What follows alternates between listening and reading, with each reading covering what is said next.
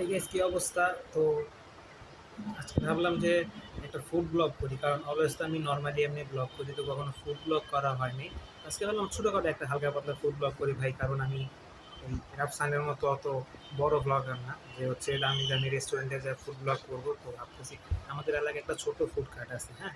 তো ফুড কার্টের মধ্যে পাস্তা পাওয়া যায়। তো পাস্তাটা খুবই মজা, আমি মাঝে মধ্যেই খাই। তো ভাবলাম কি আর কি ওইটার একটা রিভিউ দিই। তো তো এটাই হচ্ছে আর কি আমাদের এলাকার এই ফুডকার্টের পাস্তা, দেখতে পাচ্ছ পুরো একদম মায়োনিজ দিয়ে হচ্ছে লোড করা আর কি। ভাই, সস্তায় ফুডকার্টে এর চেয়ে ভালো পাস্তা পাবেন না, তাই হচ্ছে কেউ আবার বেশি এক্সপেক্ট করেন না এখান থেকে, ঠিক আছে? আমি আর কি পাস্তাটা এখন খাইয়া দেখি কিরকম। ভালোই হবে, সবসময় যেহেতু খাই এখনো ভালোই হবে। হুম হুম হুম হুম।